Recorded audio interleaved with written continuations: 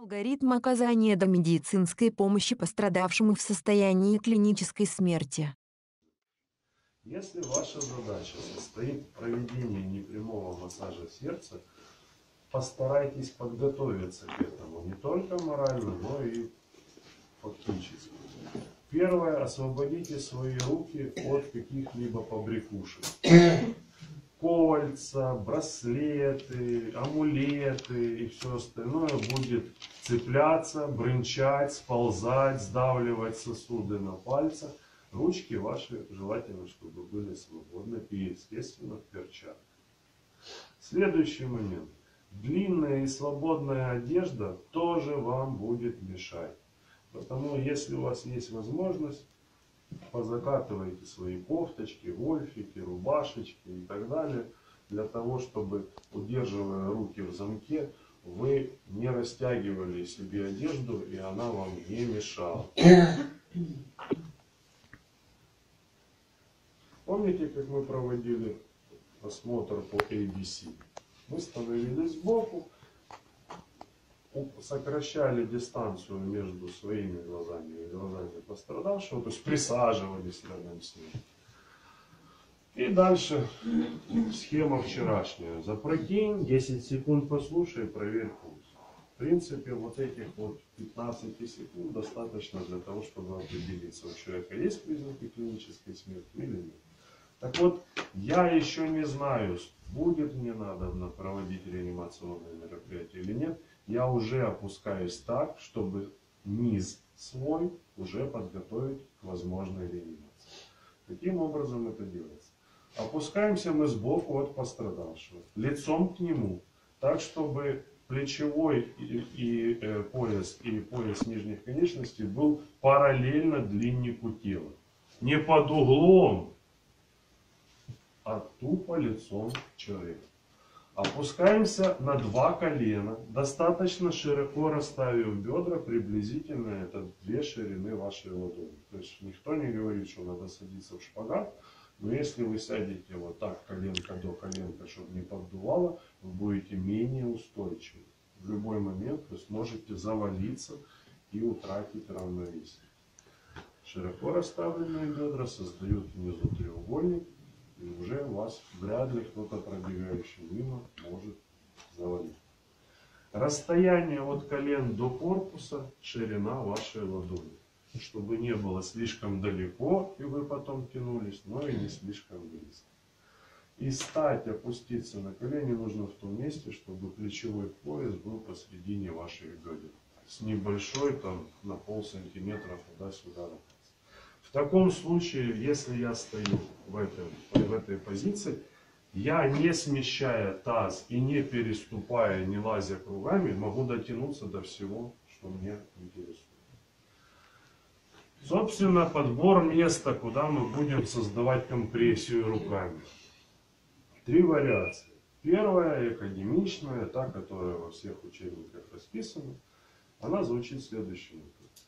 Вы должны найти еремную вырезку, инцизура югулярис, между 2 ключицами, и найти мечевидный отросток в том месте, где реберные дуги сходятся под углом. Вот от пальца до пальца моего это длина грудины, ось, к которой крепятся грудные мышцы, ребра и все остальное. Нас интересует, собственно, грудь.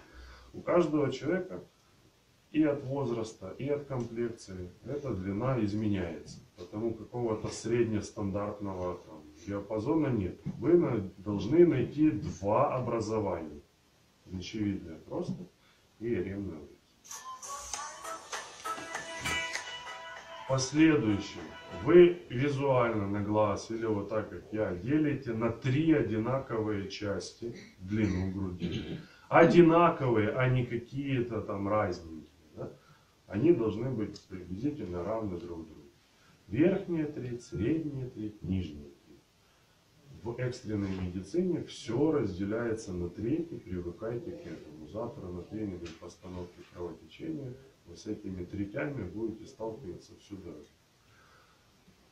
Так вот, на границе между средней и нижней третью, вот то место, куда вы должны будете поставить руки.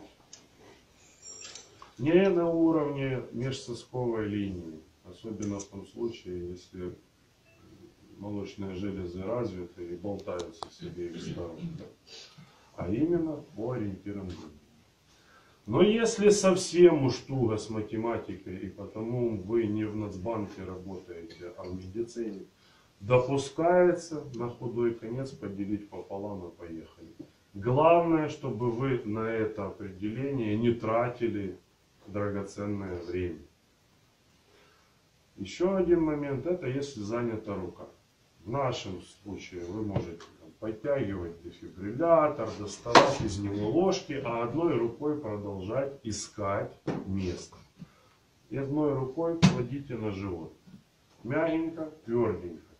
Тверденько это ребра. По краю ребра вверх дошли до угла, два пальца бросили сверху, третий это будет ваше место.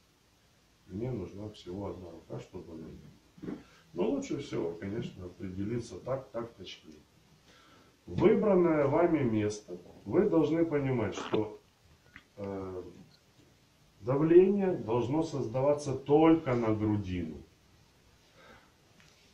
Удобно один пальчик? Да, вы всегда попадете на грудину, но на нужную глубину одним пальчиком в грудную клетку никогда не продавите. Для того, чтобы это случилось и было правильно, поставьте руки вот в такой замок. Какая будет сверху, совершенно все равно. Поверьте, минут через 5 вы их поменяете местами. Мизинчик устанавливается между большим и указательным, и дальше, как шестереночка от часов, пальцы закладываются между пальцами, и пальцы верхней руки поджимаются под кисть нижней. В этом случае, установив руки таким образом, происходит следующее. Вы не давите всей кистью или ладошкой, ибо если так давить, то что происходит? Давление на ребра с противоположной стороны. Вы давите только основанием своей ладони, на которой есть два бугра. Основание большого пальца и лучезапястного сустава.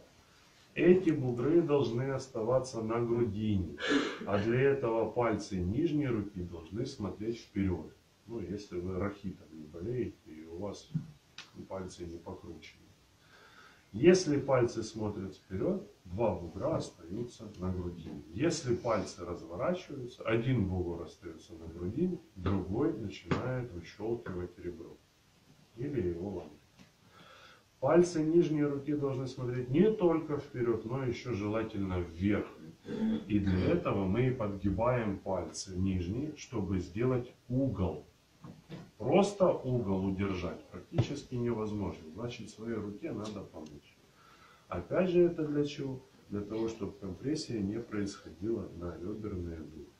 Установили руки. Прекрасно. Следующее локти. Если хоть один локоть будет согнут, вся конструкция будет амортизировать. И передавшееся напряжение от вашего корпуса через руки на грудную клетку человека будет меньшим. То есть с ровными локтями мы давим и усилие проходит ровненько. С согнутыми локтями мы давим с тем же усилием, но оно тухнет на амортизации. Потому локти не обязательно прям выворачивать себе, но держать их ровными – это святая обязанность качающих. Плечи. Плечами не надо закрывать уши, равно как и махать головой, да, это не помогает. Плечи должны быть свободно расположены, но основная задача не заносить какое-либо плечо вперед. Это только кажется, что так легче, на самом деле эта рука будет провисать. Работает только одно плечо, и что? И спина искривляется. У тех, у кого есть грыжи и протрузии, кто в свое время поносил уже тяжести с этажей, да, вы заметите, что очень часто у вас будут судороги в бедренных мышцах. А это покруче, чем судорога в голени, в икроножных. Плечики ровненько, параллельно длиннику тела человека. И небольшой секрет. Для того, чтобы минимизировать растрату энергии, вы должны использовать вес своего тела. А для этого нужно из этой позиции переместить плечи так, чтобы они стояли над руками. Я еще ничего не сделал, а уже почти продавил куда мне надо. И по сути работает только поясница. Я не качаю руками или плечами, я работаю весом. Поясница меня приподнимает и, расслабившись, опускает, но не дает мне завалиться аж до земли. Да? И особенно если передо мной небольшая там, девушка с небольшой грудной клеточкой или школьного возраста ребенок. Можно ж додавить до самого асфальта.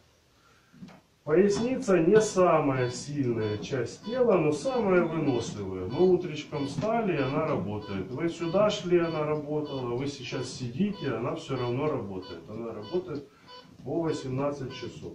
Потому каких-то несколько десятков минут поработать в пояснице, это намного проще, чем маслать плечами.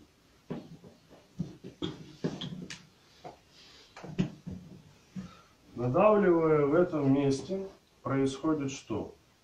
Мы сдавливаем полости сердца, которые вот здесь вот так вот находятся. Очень грустно, но даже среди медиков бытует мнение, что сердце слева. Нет, оно не слева, оно посередине, чуть-чуть повернуто в левой верхушке. Потому сдавливая грудину в этом месте, мы производим давление на сердце, которое имеет у крокодила 3, а у человека 4 полости. И пытаемся выдавить оттуда кровь. Как делал пирогу? Замораживал и распиливал. Да? Вот представьте себе, выпилили отсюда.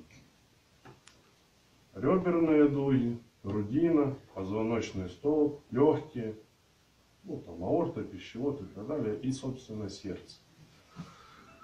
Проводя компрессию, мы сжимаем полости сердца, и в связи с этим начинает работать его основная функция насосная. За каждую компрессию мы должны выдавить определенное количество крови. Ну, плюс-минус равное там, кофейной чашке. Да? Вот каждый раз нажал, и я должен кофейную чашку из сердца выдавить. Таких чашек должно быть 100-120 минут. То есть нажатия должны производиться со скоростью 100-120 нажатий в минуту. Здесь, я так вижу, люди есть и те, которые в армии были, а и нет, так вы, может, на параде такое видели, как маршируют солдаты. Да? Левый, левый, раз, два, три. Они маршируют на параде со скоростью 120 шагов по плацу. 120 это максимальная скорость. Раз, два, три. Раз, два, три. Быстрее не нужно. Равно как и не нужно медленнее. Если вы будете качать меньше 100, то будет не 100 чашечек, а столько, сколько вы выдавите. 60, 90 и так далее. И этого будет мало. Но и качая быстрее, чем 120, вы приводите к тому, что вы тоже уменьшаете выброс. За счет чего? Даже если вы надавливаете в правильном месте, с правильной силой, первый раз вы выдавили чашечку, а потом за счет скорости давления сердце не успевает наполниться кровью, и вы его качаете полупустым. Это приводит к тому, что результата, как правило, ожидаемого вы не получаете.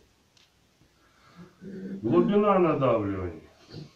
По стандартам 2010-2015 годов глубина надавливания у взрослого человека не менее 5, а в 2015 году сказано 5-6 сантиметров. Но опять же, может, американцы и любят свои там, симптомы комплекса. Я призываю вас думать все-таки головой. Одно дело грудная клетка взрослого человека. Ось-все, и мне надавите на 6 сантиметров, я, возможно, потом схожу за коньяком, и мы вместе отпразднуем позитивный результат. Да? Другое дело, вон, девушка, или любая там поменьше. Да? Вам на 6 сантиметров надавить, вы уже никогда не устанете. Все зависит от объема грудной клетки. И опять же вопрос, что делать с подростками, со школьниками, с вот такими вот бэбиками. Запоминайте.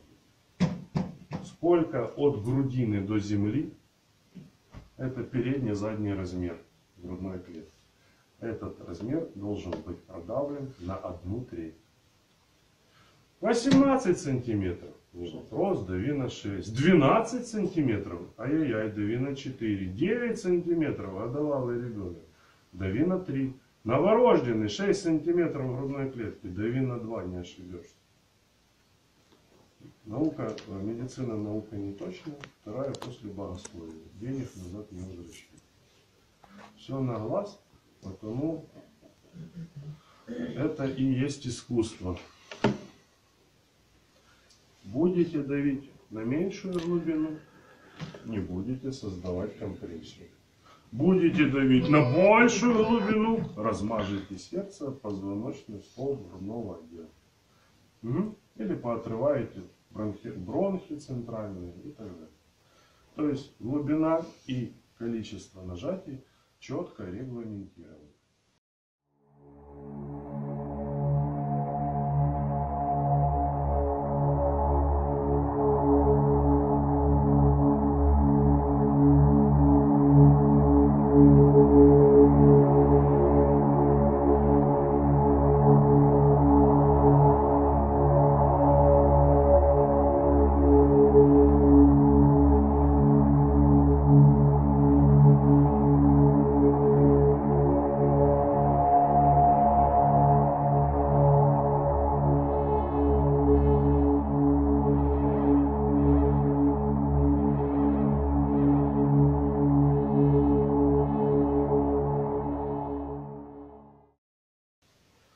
Допускается проведение непрямого массажа без каких-либо других процедур, в частности ИВЛ и все остальное, только первые 60 секунд.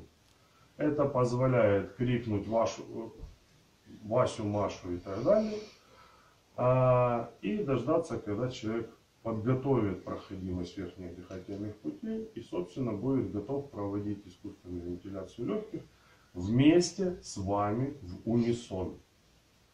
Но разберем сначала тот случай, когда нету ни Маши, ни Васи, а вы только один. В таком случае есть вариация применить способы, не требующие инструмента. Это изо рта в рот, изо рта в нос, изо рта в рот и нос. И поверьте, на лестничной клетке своего родителя или ребенка вы вряд ли будете ждать, пока к вам приедут ваши коллеги. Да? Вы будете все-таки производить те телодвижения, которые вам под силу, пусть у вас даже и нету мешка, амбу или там еще чего-то, до тех пор, пока не приедет тяжелая артиллерия. По сути, так обязаны, согласно законодательству Украины про экстренном медичном допомогу, поступить любой здравомыслящий человек, который дожил до 18 лет и старше. Так записано в законе. Так вот, вариация изо рта в рот. После нажатий вы должны сделать что? Запрокинуть голову, открыть рот, закрыть нос. Помните тем, кому я вчера бил по рукам, не держите за темечко. Поставьте руку на лоб. Если вы научитесь этой процедуре, у вас не будет вопросов, как закрыть нос. Рука на лбу. Надо закрыть, закрывай. Не надо, не закрывай. Если вы ставите руку на теме, то что происходит в случае надобности закрыть нос? Ой, подождите. Зачем этого делать? Раз, и носик закрыть. Итак, давайте повторим. По рекомендациям Европейского совета реанимации при проведении сердечно-легочной реанимации одним человеком необходимо выполнить 8 шагов. Первое. Проверьте безопасность прежде всего для себя. Это могут быть оголенные провода, легко воспламеняющиеся или ядовитые жидкости и так далее. Второе. Проверьте сознание пострадавшего путем потряхивания его за плечи и громко спрашивая, что с вами случилось или как вас зовут. Если пострадавший не реагирует, значит сознание отсутствует. Третье. В случае отсутствия сознания сразу же громко позовите на помощь, одновременно выполняя следующий шаг. Четвертое. Проверьте проходимость верхних дыхательных путей. Во рту могут быть протезы, куски пищи, тина, водоросли и так далее. Быстро освобождаем ротоглотку от инородных тел. Запрокидываем голову немного назад и выводим вперед нижнюю челюсть. Это восстановит проходимость дыхательных путей в случае западания языка. 5. Если дыхание не восстановилось, значит нужно начинать сердечно-легочную реанимацию. 6. Срочно вызовите бригаду экстренной медицинской помощи 103. 7. Начинаем непрямой массаж сердца с частотой 100 надавливаний в минуту. Выполнив 30 нажатий на глубину не более чем 1/3 от толщины грудной клетки пострадавшего в передне-заднем направлении. 8. Незамедлительно, закрывая нос, производим 2 вдоха методом рот в рот. Наблюдаем одновременно за подъемом грудной клетки. Чередуем 7 и 8 шаг до приезда бригады экстренной медицинской помощи. При этом нельзя останавливаться ни на секунду. Помните, вы протезируете работу сердца, поэтому ни в коем случае нельзя останавливаться и прекращать непрямой массаж сердца. В случае, если поблизости есть ИД, автоматический внешний дефибриллятор, попросите кого-нибудь принести его. Продолжайте непрямой массаж сердца. Наложите электроды дефибриллятора, как указано в инструкции, и следуйте голосовой инструкции АЭТ. Перед нанесением разряда АЭТ вас предупредит о том, что необходимо отойти от пострадавшего и не прикасаться к нему. После нанесения разряда продолжайте непрямой массаж сердца и следуйте инструкции автоматического дефибриллятора. Повторяйте цикл непрямого массажа и разрядов дефибриллятора до приезда бригады экстренной медицинской помощи.